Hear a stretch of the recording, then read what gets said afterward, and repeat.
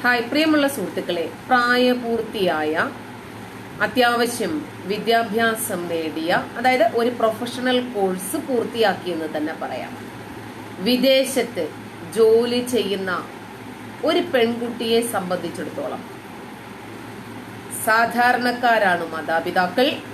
അവരോട് തനിക്കൊരു പ്രണയമുണ്ടെങ്കിൽ അത് തുറന്ന് പറയാതിരിക്കുക. പറയാനുള്ള എല്ലാ സാഹചര്യങ്ങളും ഉണ്ടായിരിക്കെ തന്നെ. ഇപ്പോ പറഞ്ഞു വരുന്നത് ജോയ്സ്നയുടെ കാര്യം തന്നെയാണ്.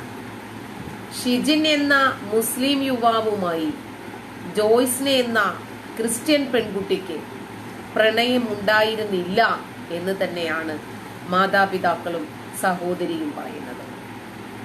കാരണം അങ്ങനെ ഒരു പ്രണയം ഉണ്ടായിരുന്നെങ്കിൽ, അങ്ങനെ പ്രണയിച്ചിവർ വിവാഹം കഴിക്കാൻ ഉദ്ദേശിച്ചിരുന്നെങ്കിൽ ഒരിക്കലും ഒരു അറേഞ്ച്ഡ് മാരേജിന് തയ്യാറാകില്ലായിരുന്നു. അച്ഛനും അമ്മയും ബന്ധുക്കളും എല്ലാവരും കൂടി പോയി കണ്ട് ഇഷ്ടപ്പെട്ട ഒരു വിവാഹം, ആ വിവാഹത്തിന് ജോയ്സ്നയ്ക്കും പൂർണ്ണമായും സമ്മതമായിരുന്നു എന്നും പിതാവ് പറയുന്നു.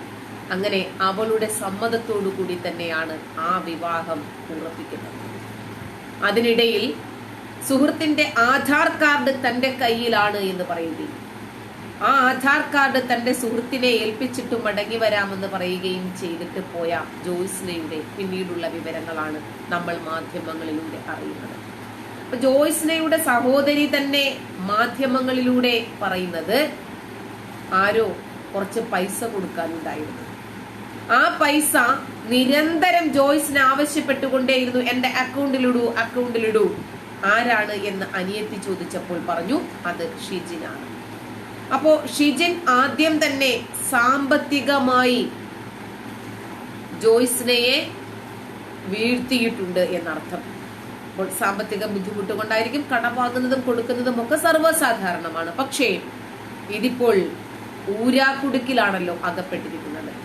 ഈ പണം ചോദിക്കാൻ വേണ്ടി പോയ മകളെ ബ്ലാക്ക് മെയിൽ ചെയ്തിരിക്കുന്നു എന്നാണ് പിതാവ് പറയുന്നത്. ഏതുപോലെ കോടതിയിൽ വന്നിട്ട് ഞാൻ ജന്മം നൽകി, വളർത്തി, വലുതാക്കി, പഠിപ്പിച്ച് ജോലിക്കയച്ച എന്റെ മകളോട് എനിക്കൊന്ന് സംസാരിക്കണം എന്ന് പറയുമ്പോൾ എനിക്കെന്റെ മാതാപിതാക്കളെ കാണണ്ട, സംസാരിക്കണ്ട എന്ന് പറയുന്നതുവരേക്കും ഒരു പെൺകുട്ടി എത്തിയിരിക്കുന്നെങ്കിൽ ഇതിന്റെ പേരെന്താ? എന്താണ് ഇതിന്റെ അർത്ഥം? നമ്മുടെയൊക്കെ വീടുകളിലും ഇതുപോലെ ജോയ്സ്നമാർ സൃഷ്ടിക്കപ്പെടാതിരിക്കണമെങ്കിൽ ഇതിന്റെ നിജസ്ഥിതി നമ്മൾ അറിഞ്ഞേ മതിയാകും. നമ്മളത് അറിയണം, അതിനെതിരെ ശക്തമായി പ്രതികരിക്കുകയും വേണം. അപ്പോൾ പ്രായപൂർത്തിയായ യുവതിയാണ്. നമ്മൾ ജീവിക്കുന്ന രാജ്യത്തിന്റെ നിയമത്തെ സംബന്ധിച്ചിടത്തോളം 18 വയസ്സ് കഴിഞ്ഞാൽ അവർക്ക് അവരുടെ ജീവിതം തിരഞ്ഞെടുക്കാം, ഇണകളെ തിരഞ്ഞെടുക്കാം, അതിനൊക്കെയുള്ള സ്വാതന്ത്ര്യമുണ്ട്.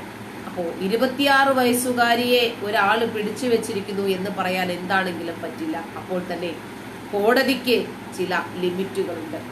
ഇതിനെ സംബന്ധിച്ച് പല ആളുകളും വളരെ നന്നായി വിഷയാധിഷ്ഠിതമായി എഴുതുകയുണ്ടായി. അതിൽ രാഷ്ട്രദീപികയിൽ വന്ന എഡിറ്റോറിയൽ ബോർഡിന്റെ ഒരു ലേഖനം കൂടിയുണ്ട്. അതിന്റെ മർമ്മപ്രധാനമായ വിഷയം എന്താണെന്നും അതിനകത്ത് ഉൾക്കൊള്ളിച്ചിരിക്കുന്നത് എന്താണെന്നും കൂടി നമ്മളൊന്ന് അറിയണം. അപ്പോൾ തീർച്ചയായിട്ടും ഇതുപോലെയുള്ള വിഷയങ്ങൾ നമ്മൾ അറിയണം, പഠിക്കണം, മനസ്സിലാക്കണം. നമുക്കൊണ്ടൊരു നിലപാട്, നമുക്കുണ്ടൊരു ധാർമ്മികത, നമുക്കുണ്ടൊരു ഉത്തരവാദിത്വം. അതിനനുസരിച്ച് നമ്മളെ കൊണ്ട് സാധിക്കും വിധം പ്രതികരിക്കുകയും വേണം. മറ്റൊന്നും കൊണ്ടല്ല, ഒരാൾക്ക് ഏത് മതവും സ്വീകരിക്കാം, ആരെയും വിവാഹവും കഴിക്കാം, ഏത് ജാതി, അതൊന്നും ഇവിടുത്തെ വിഷയമേ അല്ല. പക്ഷേ ഇങ്ങനെ ലവ് ജിഹാദിലും നാർക്കോട്ടിക് ജിഹാദിലും മണി ജിഹാദിലും ഒക്കെ പെടുത്തി ബ്ലാക്ക് മെയിൽ ചെയ്ത് വിവാഹം കഴിപ്പിക്കുന്ന ഒരു രീതിയെ എതിർക്കപ്പെടേണ്ടതുണ്ട് എന്നാണ് ഞാൻ മനസ്സിലാക്കുന്നത്. അതല്ലെങ്കിൽ വിവാഹം കഴിച്ചൊരു കുട്ടിയായതിനു ശേഷം ഭർത്താവിന് പുതിയ ഒരു മുസ്ലിം ഹൂറിയെ വേണമെന്ന് തോന്നിയാൽ, 1 അല്ല 2 അല്ല 3 അല്ല, ഇനി 4 ഹൂറികളെ വേണമെന്ന് തോന്നിയാൽ പോലും ഈ കടമെടുത്ത ഹൂറിയെ ഒഴിവാക്കിയിട്ട്, കാരണം മുസ്ലിം ആണല്ലോ, കടമെടുത്ത ഹൂറിയെ ഏത് സമയത്തും ഒഴിവാക്കാം. പ്രത്യേകിച്ച് മുസ്ലിം പുരുഷനെ സംബന്ധിച്ചിടത്തോളം തലാഖ് എന്ന താക്കോൽ അവന്റെ കയ്യിലുണ്ട്. ആ പിടിവള്ളി അവന്റെ കയ്യിൽ ഉള്ളിടത്തോളം കാലം എപ്പോഴും പെണ്ണുങ്ങൾ എന്ന് പറഞ്ഞാൽ വളരെ ബുദ്ധിമുട്ടി മുന്നോട്ട് പോകേണ്ടുന്നവരാണ്. അപ്പോ അങ്ങനെ പോകുന്ന പെൺകുട്ടികൾ ചണ്ടിയാക്കപ്പെടുന്ന ഒരു സാഹചര്യങ്ങൾ നിലവിലുണ്ട്. എത്രയോ പെൺകുട്ടികൾ ആത്മഹത്യയിലേക്ക് പോകുന്നു. എത്രയോ പേർ അവരുടെ വീടുകളിൽ തന്നെ കൊല ചെയ്യപ്പെടുന്നു. അത് ആത്മഹത്യയാണെന്ന് വരുത്തി തീർക്കുന്നു. എത്രയോ പേർ സിറിയയിലും അഫ്ഗാനിസ്ഥാനിലും ഒക്കെ ജയിലുകളിൽ കഴിയുന്നുണ്ട്. പലരും ലൈംഗിക അടിമകളായി ജീവിക്കുന്നുണ്ട്. മറ്റു പലരും പൊട്ടിത്തെറിച്ചിട്ടുണ്ട്. അങ്ങനെ രാജ്യവിരുദ്ധ ശക്തികളുടെ കൈകളിൽ നമ്മുടെ കുഞ്ഞുങ്ങൾ അകപ്പെടാതിരിക്കാൻ വേണ്ടിയെങ്കിലും നമ്മുടെ നാട്ടിലെ ജനാധിപത്യം നിലനിൽക്കണം എന്ന് ആഗ്രഹിക്കുന്നതിന് വേണ്ടിയെങ്കിലും തീർച്ചയായിട്ടും നമ്മൾ ഇത്തരം വസ്തുതകൾക്കെതിരെ പ്രതികരിച്ചേ മതിയാകൂ. വ്യക്തമായ തെളിവുകൾ ഉള്ളത് കൊണ്ടാണ് ഇത്രയും കൃത്യമായി പറയേണ്ടി വരുന്നത്. അപ്പോൾ നമുക്ക് ആ വാർത്തകളൊക്കെ കാണാം.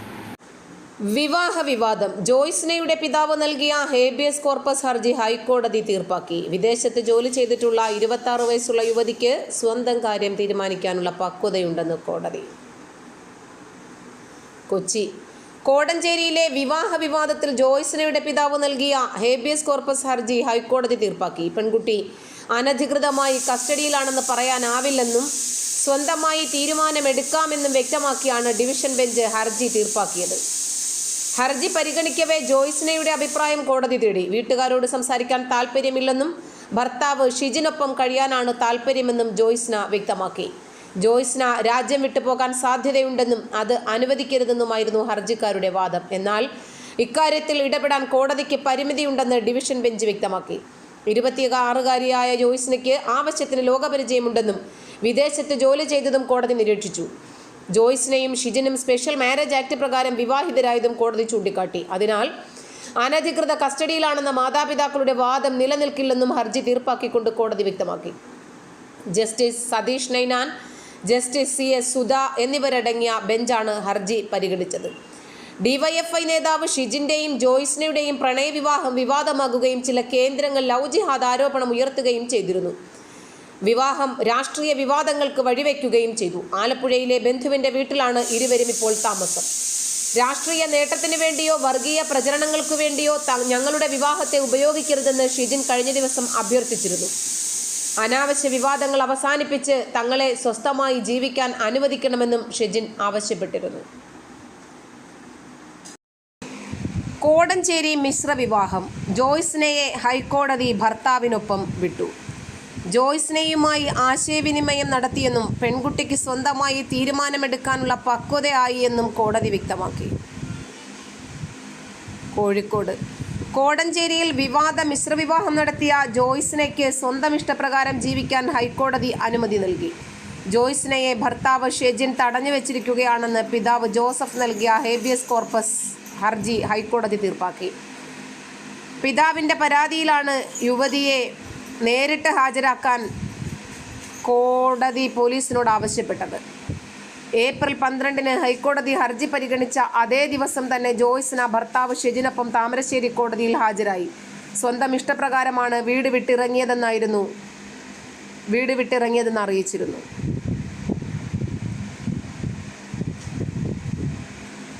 ഇന്ന് justice VG Arun, justice Sudha ഉൾപ്പെട്ട ഡിവിഷൻ ബെഞ്ച് ഇന്നലെ ഹർജി പരിഗണിച്ചപ്പോൾ ജോയ്സ്നയും ഷിജിനും കോടതിയിൽ നേരിട്ടെത്തി. ജോയ്സ്നയോട് കോടതി ആശയവിനിമയം നടത്തിയ ശേഷം മാതാപിതാക്കളോട് സംസാരിക്കണമോ എന്ന കാര്യം ചോദിച്ചു. താല്പര്യമില്ലെന്നും പിന്നീട് സംസാരിച്ചോളാമെന്നും ജോയ്സ്ന അറിയിച്ചതിനെ തുടർന്ന് പെൺകുട്ടിയുടെ മൗലികാവകാശങ്ങൾ സംരക്ഷിക്കപ്പെടണമെന്ന് കോടതി വ്യക്തമാക്കി. 26 വയസ്സുള്ള പെൺകുട്ടിയാണ്. വിദേശത്ത് ജോലി ചെയ്ത വ്യക്തിയാണ്. സ്വന്തമായി തീരുമാനമെടുക്കാൻ പക്വതയാണെന്നും കോടതി നിരീക്ഷിച്ചു. ഇത്തരം സാഹചര്യത്തിൽ കോടതിക്ക് ഇടപെടാൻ പരിമിതിയുണ്ടെന്ന് ഡിവിഷൻ ബെഞ്ച് വ്യക്തമാക്കി. കൂടാതെ സ്പെഷ്യൽ മാരേജ് ആക്ട് പ്രകാരം വിവാഹത്തിന് അപേക്ഷ നൽകിയിട്ടുമുണ്ടെന്നും അതിനാൽ ഹേബിയസ് കോർപ്പസ് ഹർജി തീർപ്പാക്കുകയാകാമെന്നും കോടതി വ്യക്തമാക്കി. തന്നെ ആരും തടഞ്ഞു വെച്ചിട്ടില്ലെന്നും സ്വന്തം ഇഷ്ടപ്രകാരമാണ് ജീവിതം തെരഞ്ഞെടുത്തതെന്നും കോടതിയിൽ നിന്നിറങ്ങിയ ശേഷം ജോയ്സ്ന മാധ്യമപ്രവർത്തകരോട് പ്രതികരിച്ചു. തന്നെ SDPIക്കാരനാക്കാൻ ശ്രമിച്ചെന്നും സ്വസ്ഥമായി ജീവിക്കാൻ അനുവദിക്കണമെന്നും മാതാപിതാക്കളുടെ വിഷയം സ്വാഭാവികമാണെന്നുമായിരുന്നു ഷെജിന്റെ പ്രതികരണം. മുസ്ലിം യുവാക്കൾ ഉൾപ്പെടുന്ന മിശ്ര വിവാഹങ്ങളിൽ ആശങ്ക ക്രൈസ്തവർക്കു മാത്രമല്ല. ദീപിക എഡിറ്റോറിയൽ. തിരുവനന്തപുരം കോടഞ്ചേരിയിലെ വിവാഹ പ്രശ്നത്തിൽ CPM-നെതിരെ സഭയുടെ മുഖപത്രം ദീപിക. കോടഞ്ചേരി ഉയർത്തുന്ന ചോദ്യങ്ങൾ എന്ന തലക്കെട്ടിലാണ് എഡിറ്റോറിയൽ. മുസ്ലിം യുവാക്കൾ ഉൾപ്പെടുന്ന മിശ്ര വിവാഹം ആശങ്ക ഉയർത്തുന്നതാണ്. മുസ്ലിം യുവാക്കൾ ഉൾപ്പെടുന്ന മിശ്ര വിവാഹങ്ങളിൽ ആശങ്ക ഉയർത്തുന്നത് ക്രൈസ്തവർക്ക് മാത്രമല്ല, ഹൈന്ദവ, ക്രൈസ്തവ, മുസ്ലിം സമുദായങ്ങളിൽപ്പെട്ട എല്ലാ മനുഷ്യരും വിഷയം ഒന്നിച്ച് ചിന്തിക്കേണ്ടതെന്നുമാണ് എഡിറ്റോറിയലിൽ പറയുന്നത്. ലവ് ജിഹാദ് ഇല്ലെന്ന് പറയുന്ന CPM-ന് ഇസ്ലാമിക തീവ്രവാദികളുടെ നീക്കത്തിൽ ഭയമുണ്ടെന്നും ദീപിക ആരോപിക്കുന്നു. പാർട്ടിക്കകത്ത് ചർച്ച ചെയ്ത് ഇക്കാര്യം മൂടിവെച്ച് മതേതരത്വം പറയുകയാണ് CPM.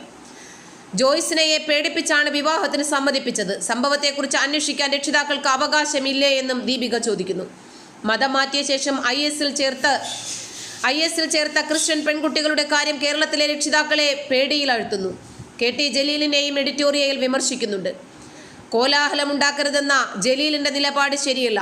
ഇസ്ലാമിക തീവ്രവാദികൾ ഉയർത്തുന്ന പ്രശ്നത്തിൽ എല്ലാം മുസ്ലിങ്ങൾ പഴി കേൾക്കേണ്ട സാഹചര്യം ഉണ്ടാക്കരുത്. മതേതരത്വവും മതസൗഹാർദ്ദവും പറഞ്ഞ് ആരെയും പേടിപ്പിക്കാൻ നോക്കേണ്ടെന്നും ദീപികയുടെ മുഖപ്രസംഗത്തിൽ പറയുന്നു. ഷെജിനും ജോയ്സിനെയും ഇന്ന് ഹേബിയസ് കോർപ്പസ് ഹർജിയിൽ ഹൈക്കോടതിക്ക് മുമ്പാകെ ഹാജരാകാനിരിക്കെയാണ് ദീപികയുടെ പ്രകോപനപരമായ മുഖപ്രസംഗം. കോടഞ്ചേരി വിവാദത്തിൽ താമരശ്ശേരി രൂപത ബിഷപ്പ് റെമീജിയോസ്